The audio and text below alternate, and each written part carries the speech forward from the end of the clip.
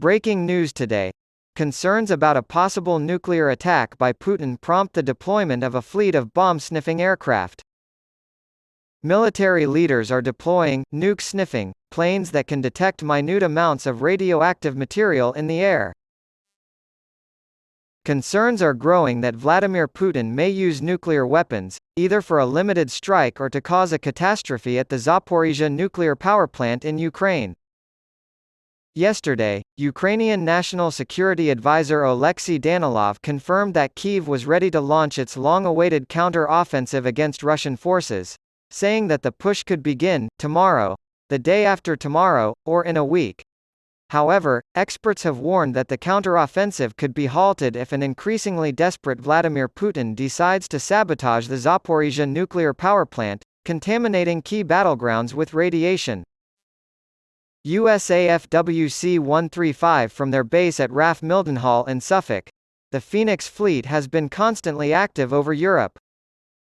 The four-engine Boeing was initially developed to collect particulate and gaseous effluents and debris from the atmosphere to verify that countries complied with the 1963 Nuclear Test Ban Treaty.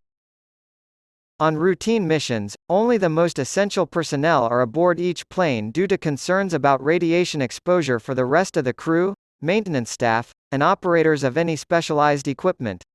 This evening, a spokesman for the United States Air Force said, "The aircraft is a modified C-135R platform, and the modifications are primarily related to its onboard atmospheric collection suite, which allows the mission crew to detect and collect radioactive debris in real time."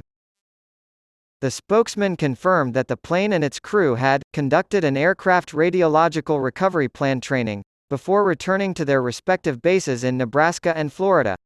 3 WC-135s operate on a rota basis, so it was confirmed that another would take its place. Russia has relocated some of its tactical nuclear warheads to Belarus, the leader of Belarus, Alexander Lukashenko, revealed last week. This strategy suggests that Russia may use tactical nuclear weapons against western Ukraine. Last night, nuclear Colonel Hamish de Breton Gordon said that deliberate sabotage of the Zaporizhzhia nuclear power plant is also a possibility.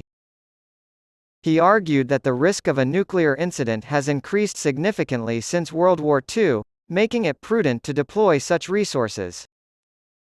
Putin's desperation is showing. The Ukrainian counter-offensive would be complicated from a military standpoint if the Zaporizhzhia nuclear power plant were to explode, as it would have to cross the contamination field.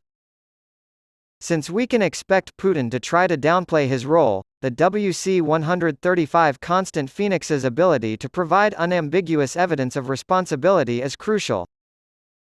It would be able to pinpoint the exact location of the radiation threat and the potential impact area. You don't want all of Europe ducking into bunkers, so you have to figure out where the threats are ahead of time. This is a clear signal to Russia that we are taking its nuclear threat seriously, Professor Alessio Patalano of King's College London remarked. Air Chief Marshal Sir Mike Wigston, the head of the RAF, urged NATO to look beyond the defeat of Russia in his final interview before retiring.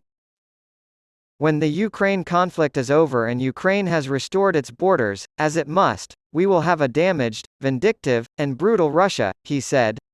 "Its means of harming us are air attack, missile attack, and subsurface attack.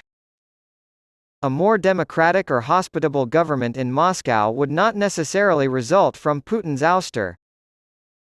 There is a whole structure and a hierarchy behind Putin," he continued. If Putin were to suddenly vanish from the scene, there would be no shortage of potential successors who are just as brutal and vicious toward their own people and neighboring states.